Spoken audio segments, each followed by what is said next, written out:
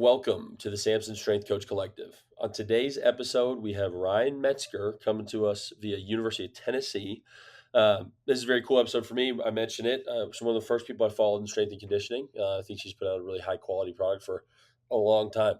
So I was very excited to officially speak with her. And then it's also really cool to hear her perspective as a competitive Olympic lifter, how that has influenced her coaching, and then dealing with things. I thought she was really vulnerable and open about things that every coach faces, which is why I love doing this podcast, because I think it's a really good outlet for people who may not be comfortable having those conversations quite yet. You may be a younger coach who is struggling with some of these things, like she mentions, like imposter syndrome. And I understand it's not very comfortable to talk about. And so I think it's always great that you can hear from other coaches and hear how they've dealt with it and how they've continued to be successful.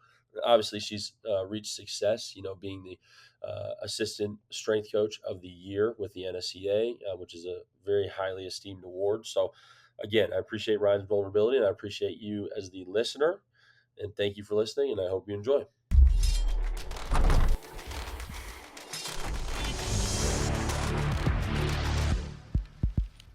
What's going on, Samson Strength Coach Collective listeners? On today's episode, we have another University of Tennessee coach. What a fantastic program, because we like bringing coaches on from this program and making sure that they can have their voice heard. On today's episode is Ryan Metzger, Assistant Director of Olympic Sport Performance. Ryan, thank you so much for coming on.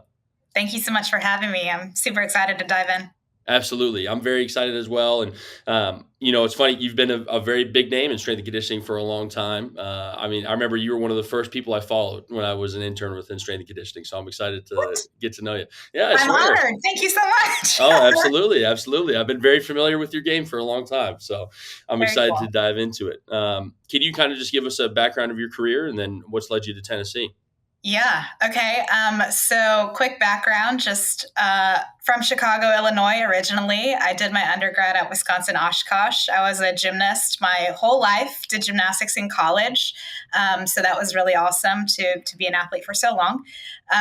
In my undergrad, I had to do an internship to finish my degree, which is exercise science and health promotion. I had a minor in strength and conditioning there, and I needed to go outside of the university to intern. And just randomly, the University of Kentucky came up as an option, and I was like, I'll email them and find out what happens. And the internship process to get an internship was so much easier than it is nowadays. So I literally emailed the wrong person, I'll also say. I emailed the wrong person there, but it got into the right hands, and they were like, yeah, come on down. So I interned at the University of Kentucky for a summer to complete my curriculum, basically at my undergrad. They told me they had a grad assistant position available coming up pretty soon, and would I be interested? And I was like, yes, absolutely. And I actually didn't get the GA that first time around. And there's a good lesson in there I'm sure we can dive into, but I still moved to Lexington anyway, and I found 2 other jobs, serving at a restaurant, coaching gymnastics, and I was interning in the weight room. So that was pretty cool. I got to do that for a fall and a spring, and then I got the GA position that following year. Completed my grad assistant position at Kentucky, and then after I was done, I actually moved to football only at Kentucky. So got to work with that program for a while. After that, I got my first position at Virginia Commonwealth University, working with Tim Contos, who started that program there. And he's another awesome big name in the field, and very fortunate to, have him as a leader, especially as a young coach. And I was there from about 2015 to 2019. After that, I got the senior assistant position at Clemson. I was there for about 3 years. And then in 2022 is when I got my position here at Tennessee. So been here about 2.5 years or so. A lot of prestige with those programs, right? Like you said, Tim Contos is a very big name, and then obviously Clemson and Kentucky, very successful programs. I'm biased towards Tennessee, right? And I'm sure you are now as well. Yep. So ultimately, I think, again, those are some really highly esteemed programs. What was that decision for you to stick with Kentucky after not getting the GA position? Like, what went through your mind? And then how did you finally decide, let me just stick with this for another year?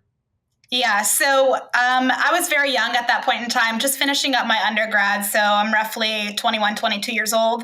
And I knew that after my first experience at a Division One program, because I came from a D3 program where I interned and I got to be around those athletes, and that was great. But being exposed to the SEC, being exposed to Division One, like I really just had no idea what that level of athletics looked like. And so getting to do that for the summer, I knew right away that being a strength and conditioning coach was something that I really wanted to pursue.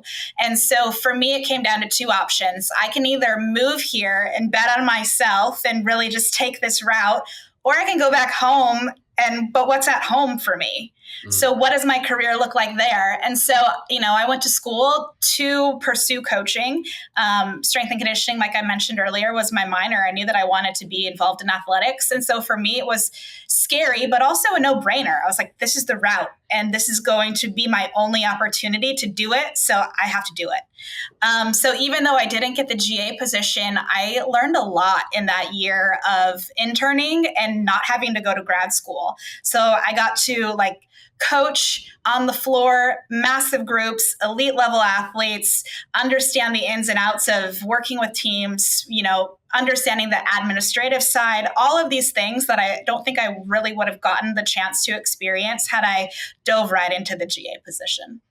I think that's a great point because I remember specifically sitting in Dan's office when we shared an office, and I was like, "Man, I can't do this with grad school anymore. Like this, spending this full year of just getting buried by this work." And I'm not a very smart person, so it took me a little bit more time to be able to get the material down versus other people. And I remember specifically Dan said, like, "Hey, when you're done with grad school, you could spend so much more time on strength and conditioning, and you actually get to be involved in the process instead of not having schoolwork to kind of distract you." So I think that's a great point because that just frees you up for an entire year just to get better.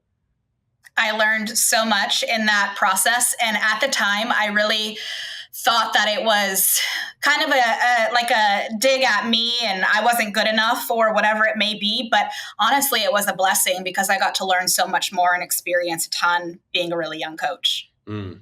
I even had a similar situation because I remember we were talking about it pre-show, but I went down to Tennessee and I wanted to do football. And so Craig Fitzgerald was a strength coach at the time, and he was like, "I'm not going to let you come in season because I mean, understandably so, right? They're spending all their time on Yeah, trying to win games, and so he said you need to go over to the Olympic side first, and that obviously it changed the course of my life and my career. So I think those happy accidents, as Bob Ross would say, are always beneficial. absolutely. Yeah. Well, one other thing too I want to mention is you were the 2022 NSCA Assistant Strength Coach of the Year, which is a massive honor. And then Dan obviously has the Head Strength Coach of the Year. Do you guys ever show each other your awards or try to duke it out for who's better? Not at all. Dan is such an awesome guy. And, I won that award while I was at Clemson, and I had not even crossed paths with Dan. And I don't know if I'm allowed to say this. Maybe this makes his win a little biased, but I nominated Dan for that award. And I voted for him too.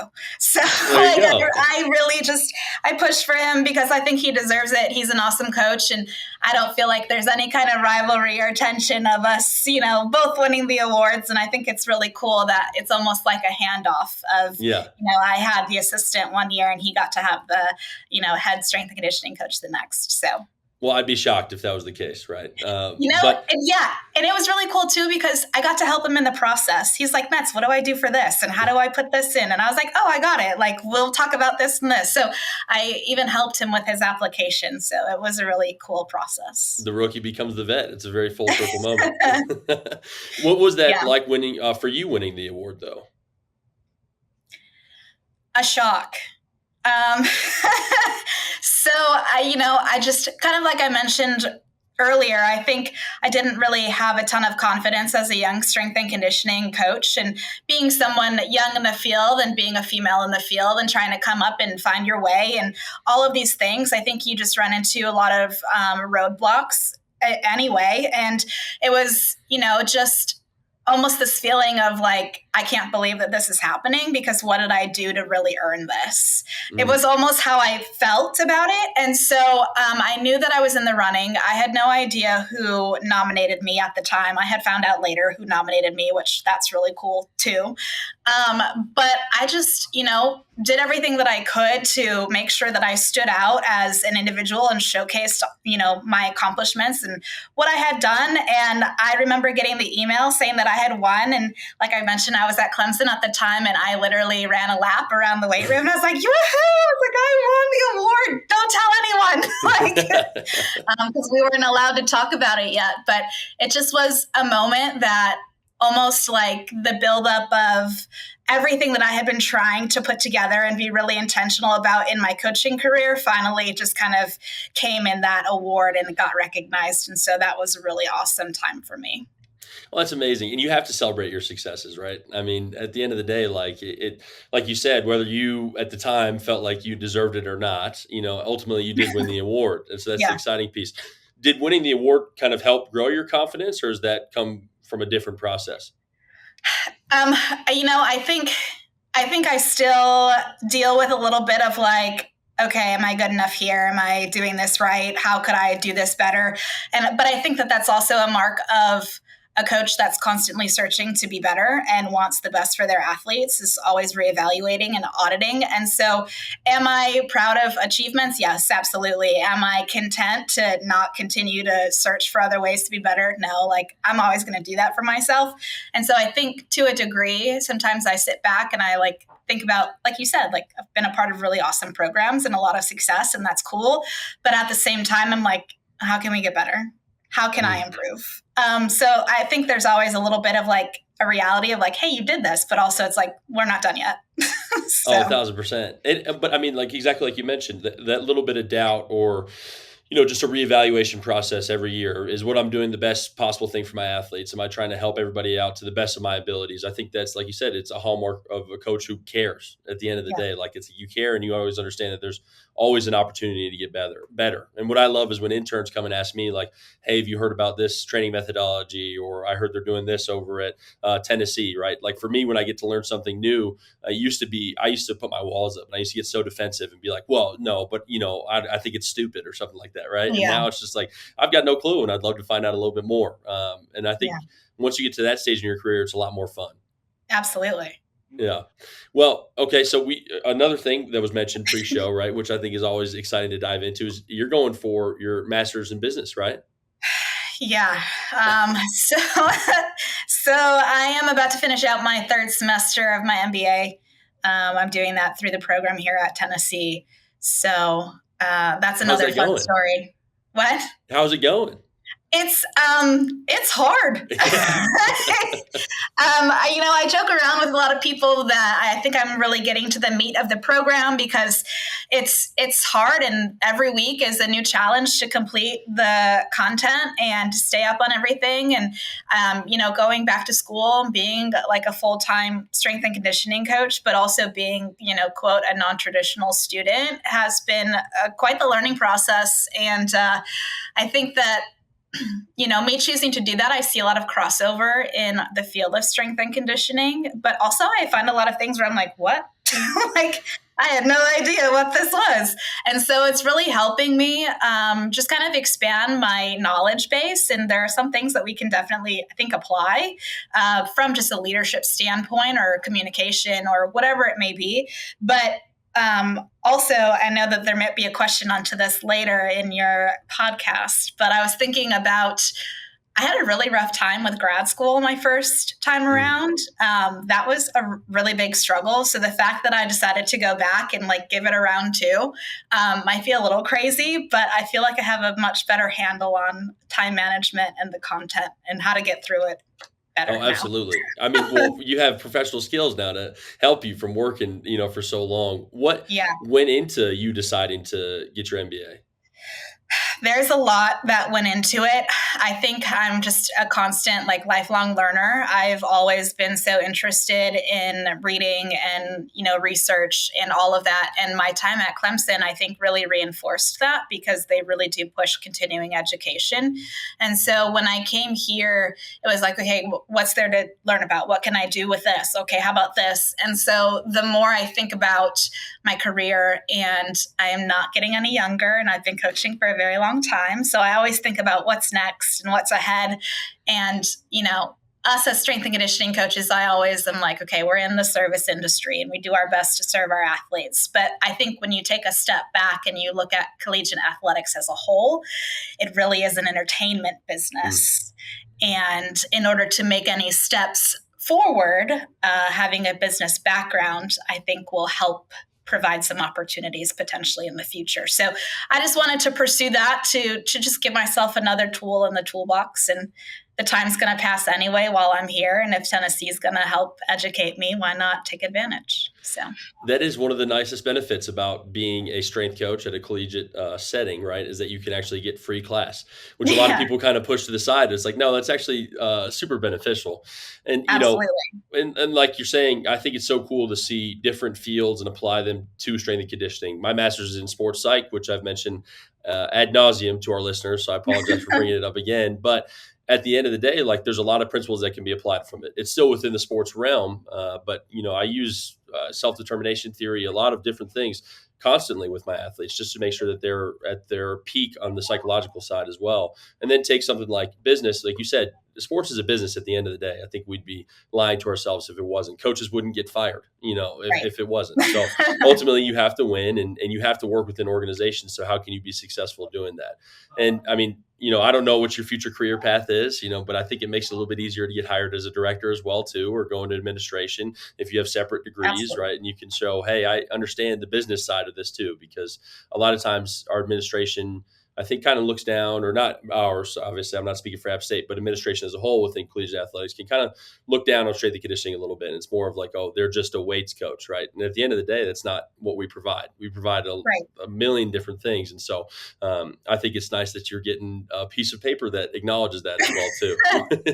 Absolutely. I literally was just talking to, an intern and I said that's the irony of our field is that we tend to be the most educated people on staff to make decisions and yet we're almost the lowest on the totem pole Hmm. when it comes to those things, but actually we really have the education and the knowledge to do certain things. So we are definitely more than a weights coach. Absolutely, absolutely. Well, one thing I do want to touch on is that you were an athlete in multiple senses, right? I think the one thing I didn't know about you was that you were a gymnast. Like, how does that influence your coaching? Do you take things from gymnastics and implement them into your program?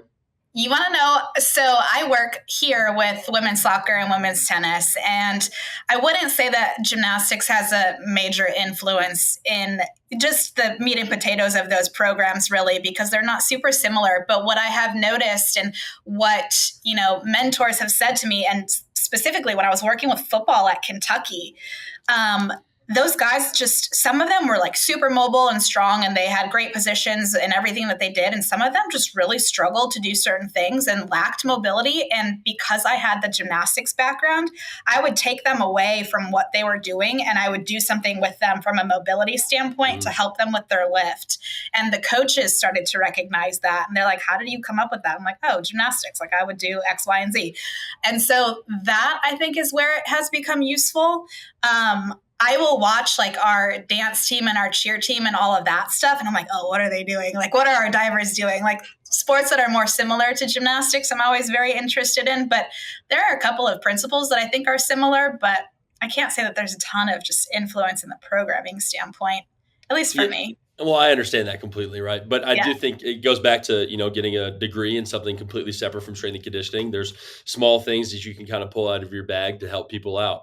And that's one of my favorite things is just thinking about you working with an O lineman, right? Getting them into a super far Yeah. range of motion for their hips, right? Or doing something that will ultimately benefit them, because a lot of these people don't really understand that being strong is great, but being mobile and strong is going to be a lot better for you as an athlete. Absolutely. And if you have like the range of motion without strength, then it's like you're setting yourself up for injury too. So why Oh, yeah. not work through the range of motion with the strength as well? And we're putting them in a really good spot. So I found that it had a massive influence with a sport like football, which maybe you would never picture.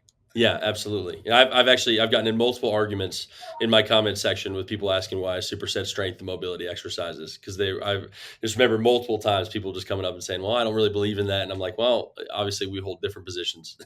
So, Right. but in the second sense, you are an Olympic weightlifter as well. Yeah. When did you first start Olympic weightlifting, and then what's the motivation for you to continue lifting now? Yeah, so that goes back to my time at Kentucky. So I was first introduced to Olympic lifting when I was a freshman at the University of Wisconsin Oshkosh through my strength and conditioning coach there. So we had a strength and conditioning coach, but there was only one of him, and there was 20 teams that he worked with, football, basketball, gymnastics, everything included. So we followed very similar programs, and so I got to Olympic lift because like the football team Olympic lifted, right? And so that was my first introduction to it. But as far as getting into competition and the technical side of Olympic lifting, one of the stipulations about being a GA at Kentucky was they're like, we want whoever this person is to compete in Olympic lifting. Like, would you do that? And I was like, does it get me the job? Because if so, Then yeah, like yeah, I'll yeah. totally do it. And then I was just happened to be CrossFitting with the, Kentucky coaches one day, and we had a workout where we had to increase weight on clean every minute on the minute. And I cleaned at the time like 150 pounds, which doesn't really sound like a lot, but I'm tiny. Yeah. And so 150 for me, I was like, wait, like maybe I could Olympic lift. Like it started to like kind of click. And so when I got the GA position at Kentucky, we started on the technical side of Olympic lifting. And then I entered my first meet. And I can't remember if it was my first or second meet, but pretty early on, I had qualified for a national level competition. And so I've been competing nationally for, well, it would be almost 12 years. Yeah. I mean, that's amazing. And It was all by accident. So, but I mean, accidentally now a national competitor, which is amazing. yeah. How do you find time to train during the day? Because I do know that Olympic lifting it's a little bit more extended than something like the bare bones lifts that I do. Yeah, the practice, as Wes calls it, my coach practice. It does take a little bit of time, and I'm very fortunate in that soccer has a schedule that allows me to have my afternoons open this year, and tennis, same thing. Tennis is known for being in the mornings, and so I really knock my teams out in the mornings, and I get all of my grad school work and admin work and all of that stuff done throughout the pockets of time that I have throughout the day. And then in the afternoon, I'll go train. And so actually, after we're done recording this, I'll pop over to the gym and grab a barbell for a little bit. And so I tend to train in the evenings. And then if I have a weekend open, usually Saturdays, and then we'll get a recovery session on our Sundays. So. I like how you threw in Wes slightly, right? I mean, Wes is obviously a huge name within Olympic lifting. What's it like being coached by Wes? And then I'm curious too, how was his Olympic prep and going into this past year? Yeah, so Wes Kitts, for anyone that doesn't know who that is, Wes Kitts, he is a two-time Olympian. So he competed at Tokyo in the Olympics, and then he also just competed in Paris this past summer. And so Wes is a Knoxville native. So I don't know if you've ever met him when you were here, but he is from here. And so he moved out to California for a while, trained out there, became amazing at weightlifting, has a background in football, and I, through connections with people and everyone knowing that I weightlift, they're like, hey, you should meet Wes. And I was like, okay. Yeah. So I reached out to him and I was like, hey, I'm a weightlifter and I'm a strength coach at Tennessee. I would love to come by. And he had no idea. And my name's Ryan. So he thinks I'm a guy and he's like, yeah, whatever, dude, like, come on. And I go and I meet him and I'm this little girl and he's like this massive dude. And it just was so fun to train with him. And I think I met him about 2 years prior. So 2022, September, we met. And so I've seen his last half of his prep into this Olympic games, and just his work ethic and his like hustle, but also his like level of sacrifice to accomplish these massive goals is unmatched. And to see that firsthand was just remarkable. Because you deal with injury or you deal with lack of confidence or you deal with whatever it may be, but then you deal with this like guy that's just got this massive determination and work ethic, and you're like, holy cow, like this is all wrapped up into one thing, and it's amazing to see in front of you. Yeah. That's why I like, the lifting sports the most, honestly. Obviously, I'm biased as a strength coach, and you are as well, too. But at the end of the day, it's something that does take an extreme amount of dedication, because it's something where you're going to do the same thing almost every day. right? And at the end of the day, it's going to take a lot of time. It's going to be time consuming. And then at the same time, like the result is the result. Like you immediately get feedback on whether you made the lift or you missed it. And Yeah. so you just have to know how to approach each rep from there. And so I think it does take an extreme level of dedication that people don't necessarily understand. Absolutely. And I think too, like, Wes, kind of like we talked about, he's not closed-minded. He's open-minded to when other people brings information to him or whatever it is. And so what I've appreciated about him is that he respects the fact that I'm a strength and conditioning coach. And so he'll be like, what do you think about this? Or how is this movement? Or how is this lift? How should I load this? Like he's asking me programming questions and he's asking me about training. And he's like, should I go to this competition? And so the fact that I can have some input on what his journey looks like was just super awesome for me because one, how cool to work with an Olympian that closely, but two, the fact that he respects my thought process enough to even ask was just awesome. Well, yeah, absolutely. I mean, I'd be geeked up too. I mean, I promise you that. I think it's just so interesting that you can work as a coach, but then also be coached yourself. Because I feel like a lot of times strength coaches will say, well, I'll buy somebody else's program, right? Or I'll have somebody else write a new program for me, something different than I would typically do. But not very many coaches are going out and actually getting coached on a regular basis. What Yeah. is that like for you? Because I mean, sometimes I feel like I'd put my walls up personally. Yeah, it can be very humbling because one, I'm older than Wes is, for one. For two, like I've been competing in the sport of weightlifting for longer than Wes has been. But the thing about it is he's been so successful. So it's like, obviously there's something that he's doing that I'm not. So I can take a lot of value from his critiques and what he's done. So for me, it's almost like, I feel like I have to relearn stuff a lot and it can be really humbling, but at the same time, he'll be like, well, you know what you're doing. Like, go do that. Yeah. I'm like, okay. But for me, like, I honestly just need a coach because I need a lot of accountability. I need someone that I can be like, did you train today? When are you coming in? How did this feel? What was this like? And I need that feedback from somebody. And so Wes has been a really great person for me to do that and to keep me in line with stuff. And he's like, okay, we got to get trained. Okay, we're on this cycle. Okay, we're doing this. And he handles all of my programming. So I don't have to worry about that side of stuff. And so it's taken a lot of stress off of me. But I think because I'm so clear on my expectations of what I want from a coach, we've worked really well together. The other bit of it, and I know I mentioned this earlier, is that I cut weight sometimes to compete. So I also have a nutrition coach. So I have like this mini sports performance team around me in order to be successful. And so I think just having the mindset of like, I want to get better and these are the resources to help me has helped me be open to being coached by other people.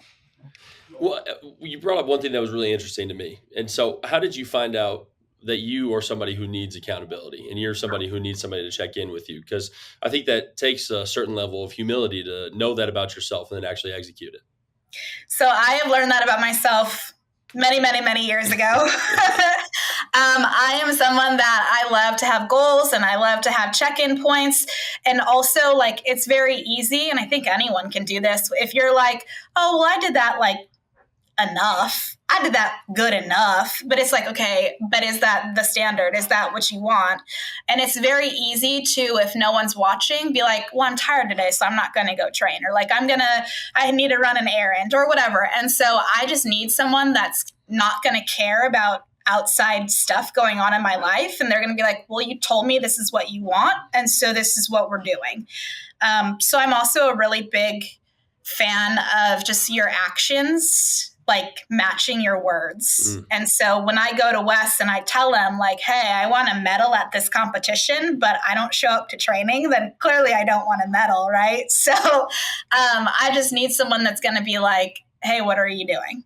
You said this, so let's make the actions match. And so I've said that with all of my coaches. I've been coached by a number of like really awesome weightlifting people. And that's what I tell them I need. I'm like, I don't need you to sugarcoat. I don't need you to cheer me on. I need you to tell me yes, no, good, bad, fix this. Where are you?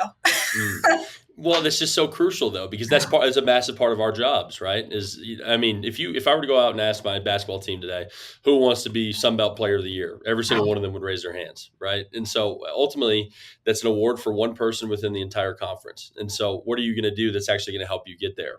And I think that's a really, really humbling piece because I can tell you this much: you're talking about it. I identified with today. I knew I had to film the podcast, and then I had to film something else for a video intro, and I ended up missing my lift. And I was like, well, maybe I'll hit it after practice today, which is going to be like 6 p.m. And so this conversation has motivated me enough to have enough accountability to actually go hit that lift. So thank you. I appreciate that. Amazing. Yep. But the second piece that I'm curious about within this is like, how has being coached influenced your own coaching, working with your athletes? Um, I think for me, I don't know if it necessarily changes my perspective or my view on my athletes, but it helps me flip my perspective on maybe what my athlete's perspective is, if that makes any sense. So instead of, picking up pieces from Wes and how he interacts with me, it's more so we're switching roles now. So I go from being the coach to being the athlete. But because of that, I can understand now what the athletes are thinking when they're getting coached. So hopefully I'm explaining that well enough. That makes but sense. I think it helps me relate better to my athletes. And the way that I like to be coached, like I said, is just very direct. And not everyone likes that. And so I think that has opened my eyes to stuff when I'm not coached very direct. And I'm like, no, do this. Like, or how about this? And so I think that's just brought a little bit of perspective in for me, but also just some understanding of what it's like to be back in their shoes when your coach is telling you, we'll do this. And you're like, I don't want to. But it's like I can now relate back to them a little bit better. So I don't know if it's influenced my coaching, but it's allowed me to gain perspective that I've probably missed for a very long time.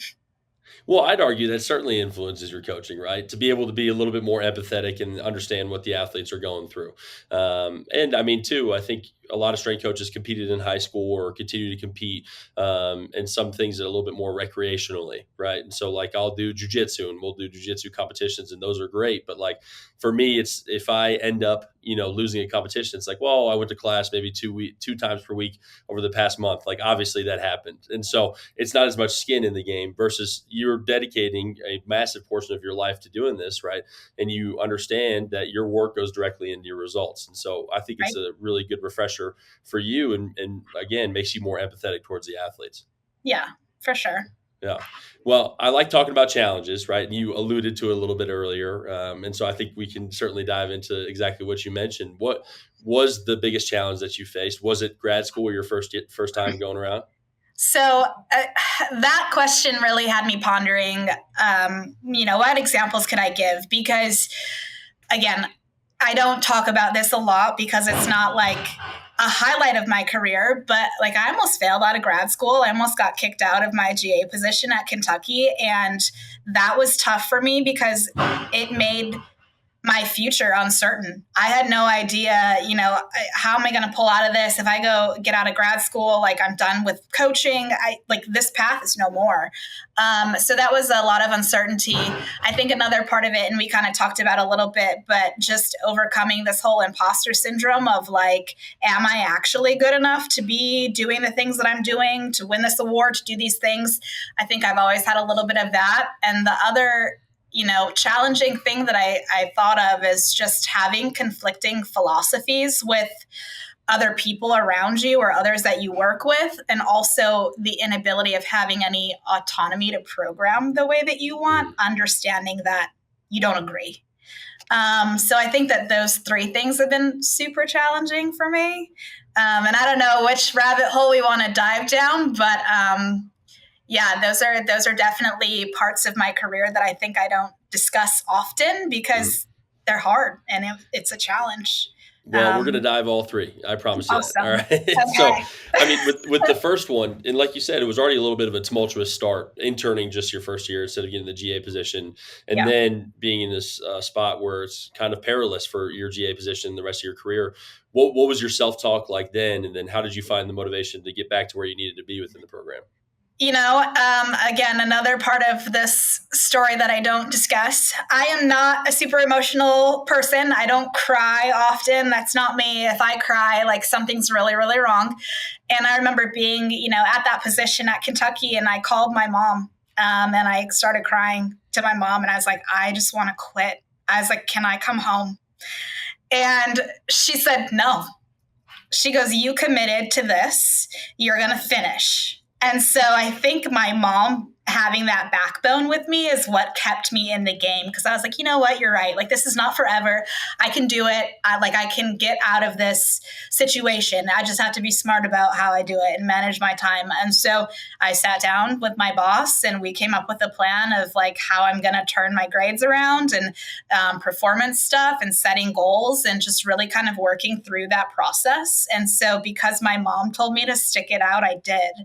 And so that was, I think, how I turned things around, because it was just a dark time where I was like, I don't think this is it.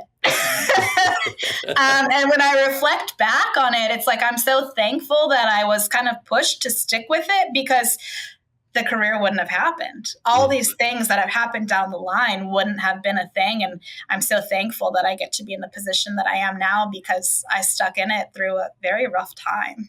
Well, So, absolutely, but the challenges provide rewards, right? If you're able to get yeah. through it, then you're able to live the life that you've wanted to. And I Yeah.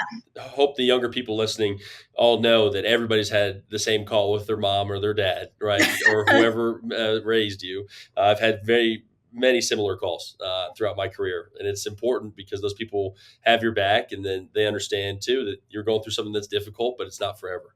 Yeah. And I think to your point, like what was the mindset and the self talk? Honestly, when I was just having a dark moment, it was like, this is not forever. And you need to go through this to get to the point that you want. Just keep going. And so that was really kind of my thought process.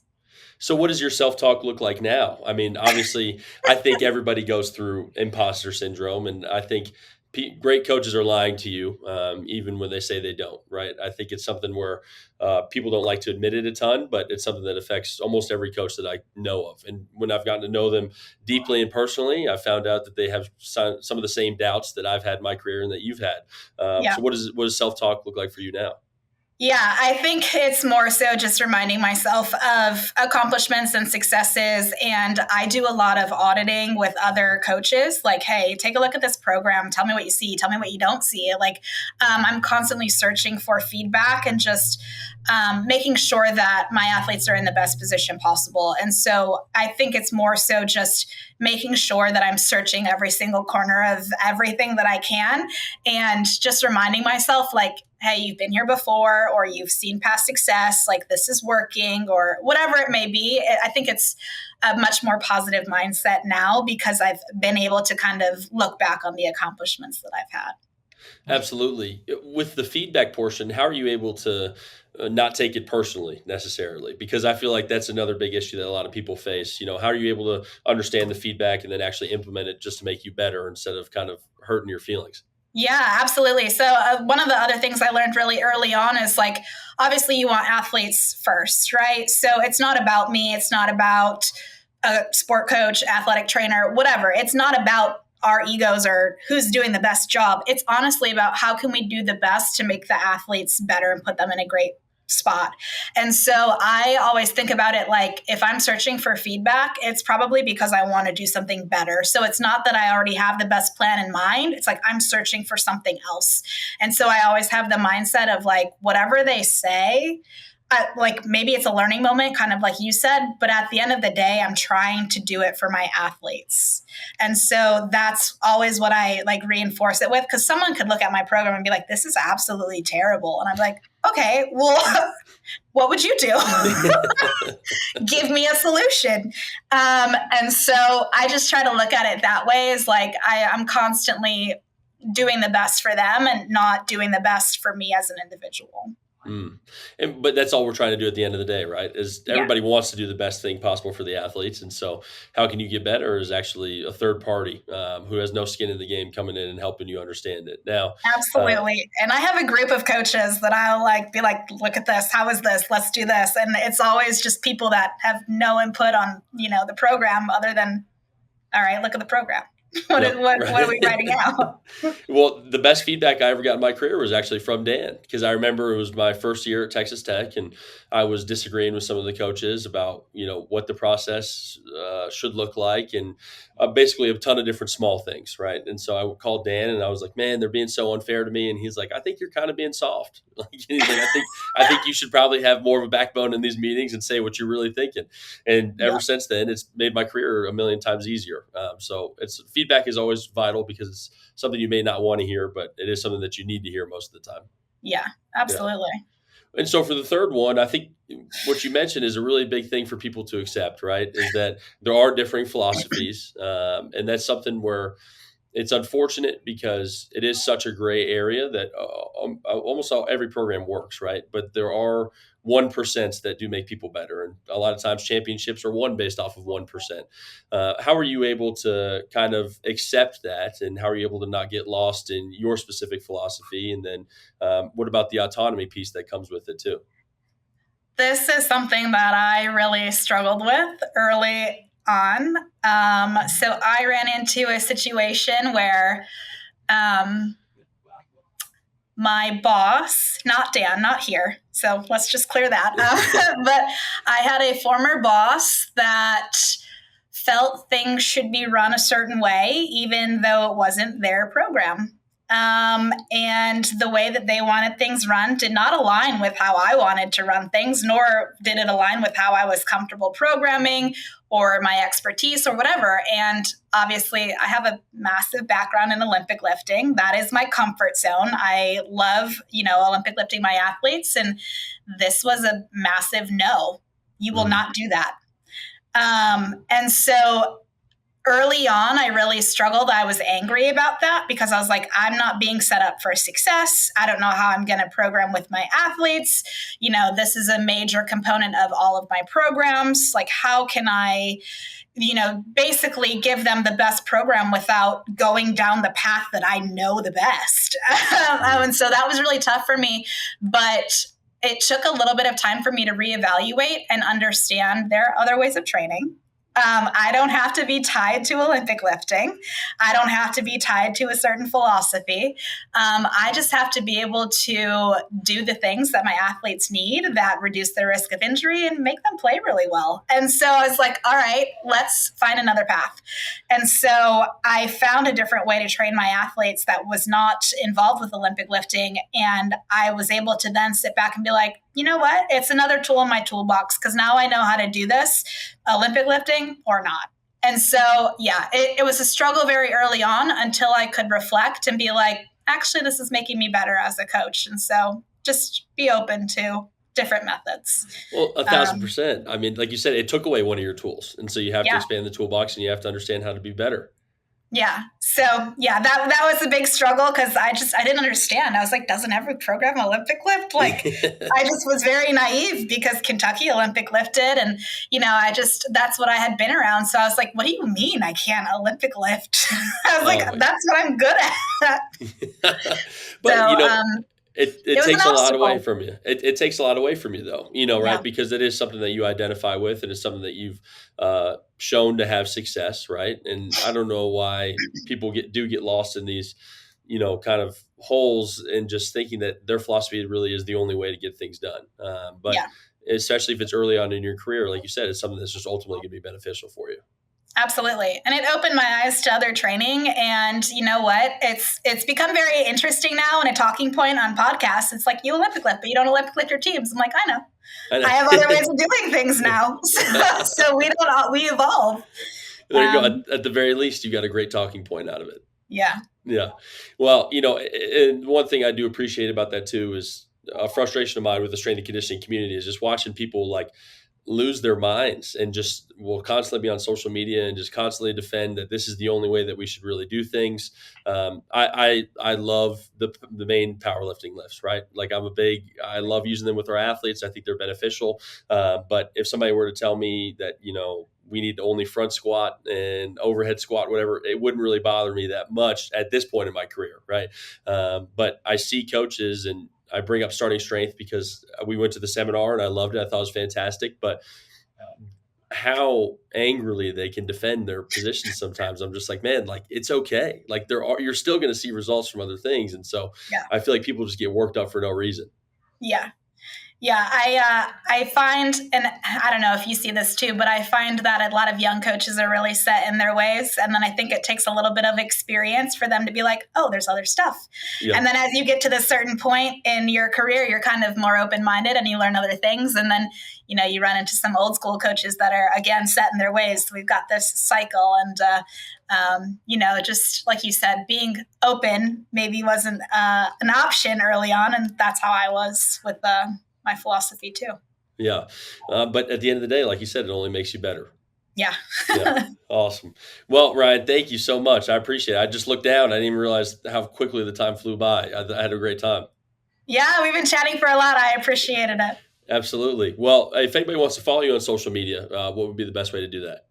I'm on Instagram, and that's like it, really. Yeah. Okay. It's Coach_Metz, METZ. Awesome. All right. Well, when's the next competition for you? Oh, that's up in the air. American Open Finals is December, and Nationals is in June. Okay. Well, you'll have the Samson Strength Coach Collective listeners rooting for you. Amazing. Thank you so much. Well, thank you, Ryan. Appreciate it.